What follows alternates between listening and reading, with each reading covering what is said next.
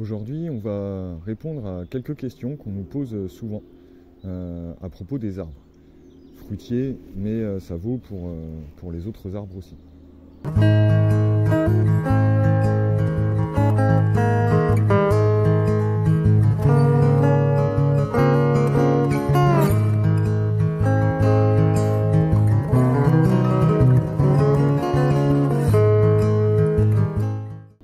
Donc, souvent on nous demande, est-ce qu'on peut planter des arbres quand ils annoncent des gelées?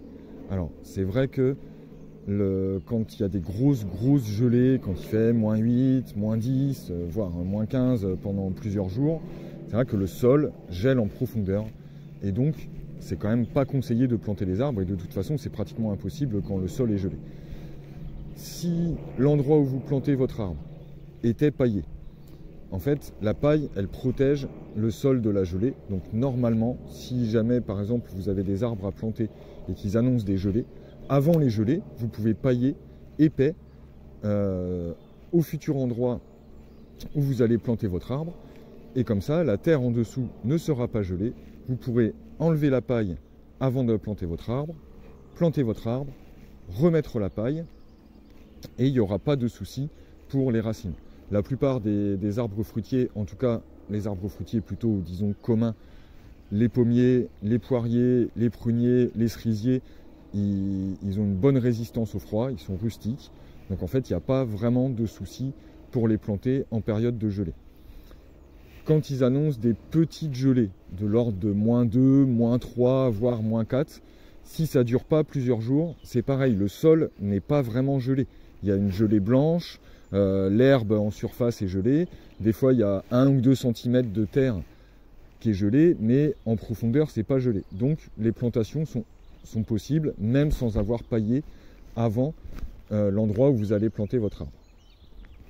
Donc pas d'inquiétude, vous avez pour planter les arbres fruitiers de fin novembre, à peu près de la Sainte-Catherine jusqu'à fin février, début mars.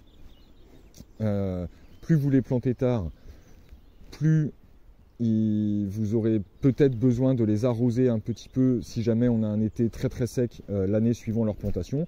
Mais si vous avez mis un gros paillage, normalement, même si vous avez fait une plantation tardive fin février, il devrait tenir, le paillage devrait conserver l'humidité du sol. Et donc il n'y a pas vraiment de souci pour planter les arbres, soit tardivement, soit en période où il y a des gelées. Une autre question qu'on nous pose assez souvent, c'est sur la pollinisation. C'est-à-dire que les arbres fruitiers, la plupart des arbres fruitiers sont autostériles. C'est-à-dire qu'il faut 2 variétés différentes pour assurer la pollinisation et donc assurer une récolte de fruits. C'est-à-dire que si jamais vous plantez un pommier, par exemple un reine des rainettes, tout seul dans votre jardin, et qu'il n'y a pas une seule autre variété de pommiers dans les quelques kilomètres alentours. C'est à peu près le rayon d'action des abeilles. En fait, votre arbre, il va grandir, au bout d'un moment, il va commencer à fleurir, mais comme il n'y aura pas d'autres pollens de pommiers pour polliniser les fleurs, en fait, vous n'aurez pas de fruits. Il faut planter, pour avoir une pollinisation croisée, il faut planter une autre variété qui fleurit à peu près en même temps. Donc nous, on l'indique par exemple sur notre site internet, mais ces infos-là sont trouvables aussi sur d'autres sites internet. Il faut planter une variété qui fleurit à peu près dans la même période. C'est-à-dire qu'il y a des variétés à floraison plutôt précoces, plutôt moyennes, plutôt tardives.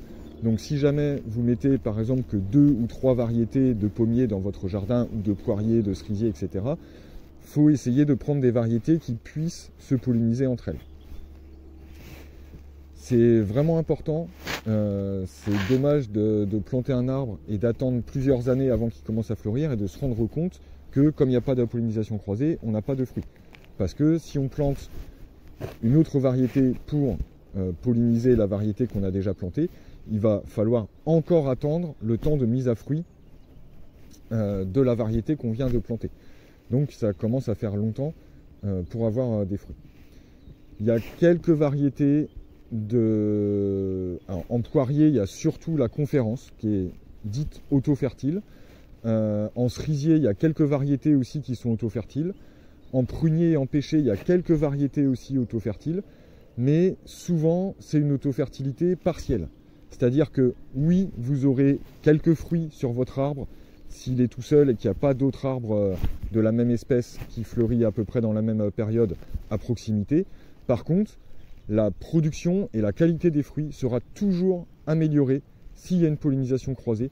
Donc s'il y a une autre variété qui fleurit à peu près à la même période, pas très loin. Donc après, vous pouvez aussi compter sur les arbres de vos voisins, par exemple. Si votre voisin a un beau verger avec plein d'espèces et de variétés d'arbres fruitiers, bon, normalement, si vous plantez qu'un seul arbre dans votre jardin, si vous n'avez pas la place pour en planter plusieurs, ça devrait passer. Après, il faut prendre en compte que peut-être que, je ne sais pas, si la maison elle est rachetée, si les arbres de votre voisin arrivent en fin de vie, peut-être qu'un jour ou l'autre, ils vont disparaître et que votre arbre à vous ne sera plus pollinisé. Donc c'est quand même plus sûr de planter plusieurs variétés de la même espèce, donc plusieurs variétés de pommiers, plusieurs variétés de poiriers ou de pruniers, de cerisiers ou de pêchers, pour vous assurer une bonne pollinisation et donc une bonne production. Un petit mot aussi sur les arbres en racines nues. Donc nous, ici à la pépinière, on produit pratiquement que des arbres en racines nues. C'est un mode de production qui est beaucoup plus écologique que les arbres en conteneur, puisqu'il n'y a pas d'achat de terreau, de pots en plastique, etc. Le système racinaire est beaucoup mieux développé, beaucoup plus adapté à la pleine terre que dans un pot. Dans un pot, le substrat, le terreau est très fin et pas du tout compacté, donc l'arbre a tendance à faire plutôt des petites racines secondaires et à pas forcément faire de gros pivots pour aller chercher l'eau et les nutriments en profondeur. Mais la plantation en racines nues implique de protéger les racines quand elles sont extraites du sol. C'est-à-dire que les racines des arbres, elles ne sont pas du tout faites pour être dans une atmosphère séchante ou pour être exposées au soleil. Il y a des études qui ont été faites, scientifiques, quand on laisse les racines nues d'un arbre au soleil, et encore plus si on est dans un type de temps plutôt froid et sec, en tout cas avec de l'air bien sec, en fait on peut perdre, après un quart d'heure ou une demi-heure d'exposition au soleil et à l'air sec, on peut perdre 3 à 4 ans de pousses sur son arbre. C'est-à-dire qu'une fois qu'on aura planté l'arbre, pendant 3 ou 4 ans, il ne va presque pas pousser parce que les racines auront tellement été abîmées par le fait de sécher et d'être exposé aux rayons ultraviolets du soleil que en fait, l'arbre va devoir refaire un système racinaire, réparer ses racines pour pouvoir pousser en partie aérienne et pour pouvoir fleurir et fructifier. Donc faites bien attention quand vous achetez un arbre en racines nues.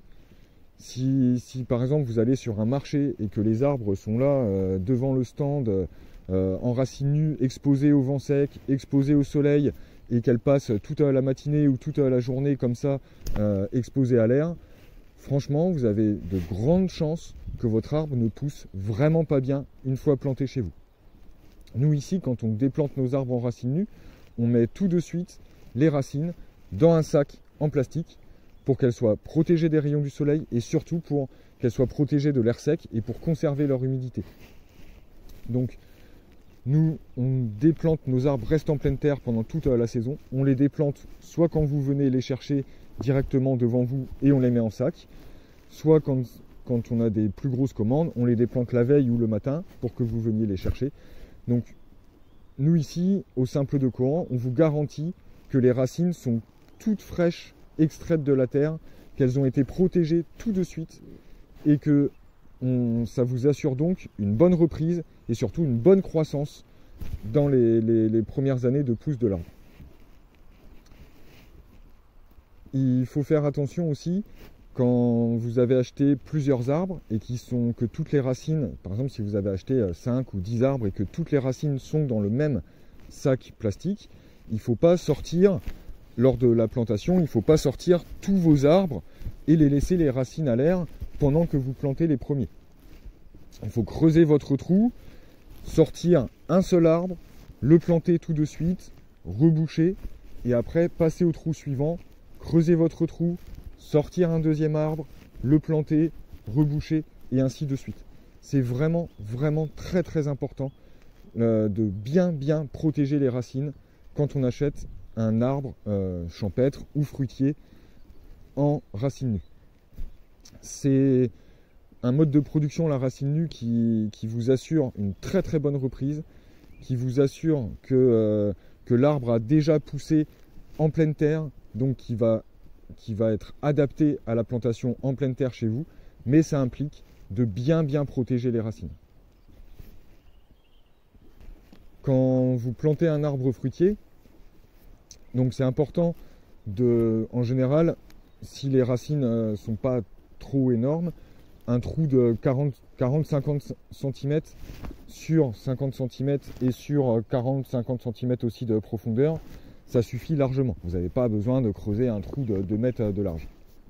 Par contre, ce qui est important, surtout si vous êtes en terre argileuse, c'est avec le tranchant de votre bêche, c'est de bien retaper dans les parois, de bien casser les parois de votre trou, parce que quand on creuse à la bêche, on a tendance à lisser la paroi du trou, et donc ça peut faire un effet cuvette où les arbres ont du mal à sortir les racines du trou parce que les parois sont trop lissées, trop tassées. Donc c'est important quand on fait son trou de plantation de bien retaper dans les côtés du trou de plantation, de bien taper aussi dans le fond du trou. On n'a pas forcément besoin d'extraire la terre, mais si on tape bien dans le fond du trou de plantation, on détasse bien le fond aussi. Et après on peut poser le manche de sa bêche en travers du trou, et ça va nous servir de niveau. Quand on va mettre notre arbre, le manche de la bêche va nous servir à savoir où la terre va arriver une fois le trou rebouché par rapport aux racines de l'arbre. Donc comme ça, vous ne vous retrouvez pas dans la situation où vous avez mis votre arbre, vous commencez à reboucher, vous vous rendez compte que ah bah mince, il est trop bas ou il est trop haut. Donc ça peut vous faire aussi gagner du temps. Et en tout cas, c'est très important de faire un bon trou de plantation, de prendre le temps de faire le trou. Vous pouvez aussi extraire déjà la première terre, la terre superficielle, la mettre d'un côté, extraire la terre du fond en la mettant d'un autre côté. Et une fois que vous avez fini de creuser votre trou et que vous avez mis votre arbre en place, vous remettez déjà la terre du fond et après vous remettez la terre superficielle. Parce qu'il y a plusieurs horizons dans le sol et les horizons superficiels ont besoin d'oxygène pour vivre. Les horizons inférieurs sont très sensibles à l'oxygène. En fait, l'oxygène les fait mourir. Donc c'est assez important de bien remettre la terre du fond au fond et la terre superficielle au-dessus. Et une fois que votre arbre, que vous avez remis la terre, vous pouvez tasser. Alors le mieux c'est vraiment de tasser à la main. Si vous tassez au pied, il ne faut pas mettre tout le poids de votre corps. Il ne faut pas non plus compacter la terre trop fort. Ce que vous pouvez faire, c'est mettre 1 ou 2 arrosoirs de 10 litres d'eau d'un coup, une fois que vous avez planté votre arbre, pour que la terre se mette bien autour des racines et qu'il n'y ait pas de poche d'air. Ce n'est pas forcément obligatoire. Si vous avez pris le temps lors de la plantation de votre arbre de bien émietter la terre, de bien la faire passer tout doucement entre les racines, il n'y a pas forcément besoin de rajouter 1 ou 2 arrosoirs d'eau, mais ça peut être intéressant si vous avez une terre un peu compacte ou que vous n'avez pas réussi à bien casser les mottes. Et puis, pour les premières années de vie de votre arbre, ça vaut pour les fruitiers et pour les champêtres aussi, il faut absolument leur mettre un gros paillage. Vous pouvez pailler avec de la paille, du foin, du BRF, des feuilles mortes, toutes les matières carbonées qui sont à votre disposition. Quand on dit faire un gros paillage, c'est pailler au moins 1 ou 2 mètres de diamètre et 15 à 20 cm d'épaisseur. Il faut vraiment que ça fasse un gros coussin, que quand vous marchiez dessus, ça fasse effet oreiller un peu. Vous pouvez, quand vous plantez un arbre, vous pouvez rajouter du compost, mais en surface, une fois que vous avez remis la terre d'origine dans le trou. Parce que de toute façon, si vous mélangez du compost à la terre du trou avant de reboucher, votre arbre il va explorer un volume de sol assez important et donc il n'aura pas accès à de la terre mélangée à du compost tout autour de lui. Donc il vaut mieux l'habituer à la terre de votre jardin. Vous le plantez avec la terre d'origine et après par-dessus la terre, Vous pouvez rajouter du compost, du fumier, une légère couche de tonte de pelouse, donc un peu de matière, disons, azotée, et après vous faites le paillage de matière carbonée au-dessus. C'est pas obligatoire de mettre du compost ou du fumier entre la terre de plantation et le paillage, mais ça sert d'engrais, de fertilisant pour les premières années de pousse de votre arbre. Si vous achetez des arbres jeunes, ce que nous on vous conseille, donc des sions de 1 an, 2 ans, jusqu'à 3 ans, 3 ans c'est vraiment un peu la limite supérieure, normalement il n'y a pas besoin de les tutorer.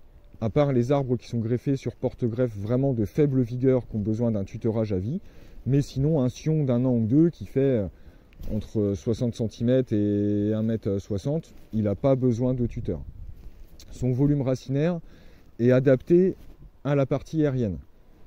Quand vous achetez un arbre déjà formé en basse tige, en demi-tige, en haute tige, c'est des arbres qui ont entre 3 et 6 ans de pépinière.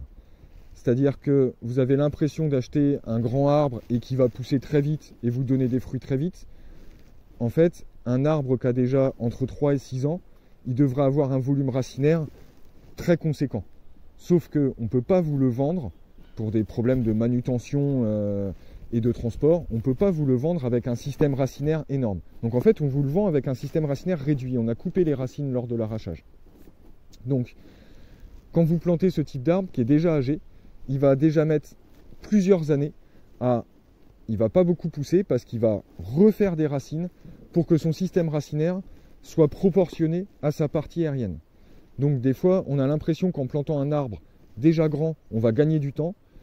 Il y a plusieurs études qui ont montré, notamment sur les arbres champêtres, mais ça vaut aussi pour les fruitiers à mon sens, que quand on plantait un jeune arbre d'1 an et à côté un arbre plus âgé, souvent au bout de 3 ou 4 ans, le jeune arbre d'1 an avait largement rattrapé l'arbre plus âgé en croissance, voire l'avait dépassé, parce qu'il s'était beaucoup mieux implanté, il avait un système racinaire jeune, qui n'avait pas été beaucoup abîmé lors de la déplantation, et donc il va s'adapter beaucoup plus vite à votre sol, à votre jardin, et il va pouvoir pousser en ayant subi bien sûr un petit choc lors de la transplantation, mais pas si énorme que ça.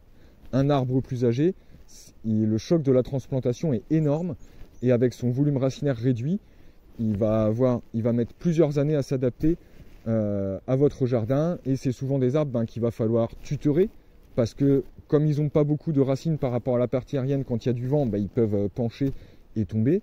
C'est des arbres qu'il va falloir arroser, parce qu'ils ont beaucoup de parties aériennes, donc beaucoup de bourgeons, donc ils vont faire déjà pas mal de feuilles les premières années, sauf qu'ils n'ont pas les racines adéquates pour aller chercher l'eau et les nutriments les premières années.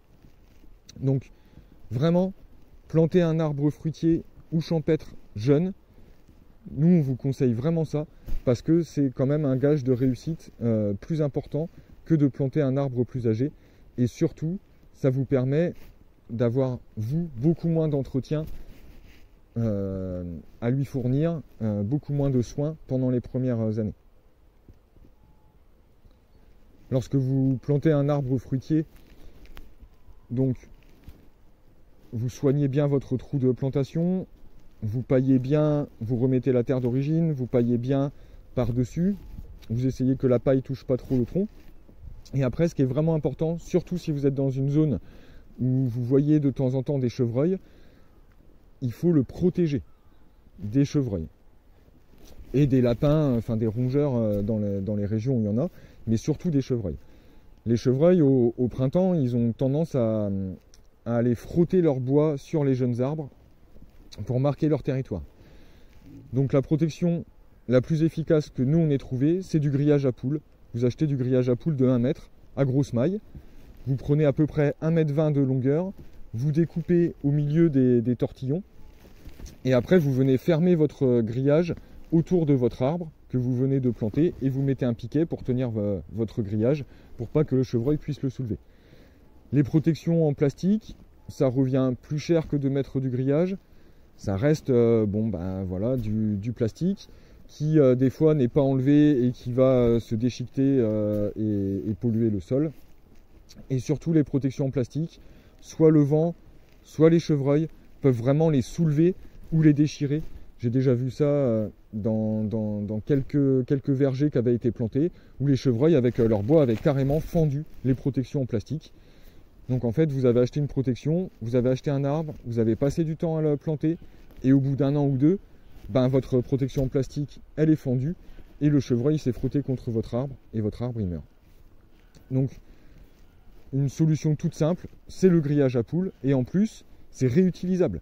C'est-à-dire qu'au bout de 5 à 10 ans, quand votre arbre il a assez grossi pour qu'il soit plus attirant pour le chevreuil, vous pouvez défaire votre grillage, l'enlever d'autour de votre arbre, et si vous avez d'autres plantations à faire, vous pouvez le réutiliser.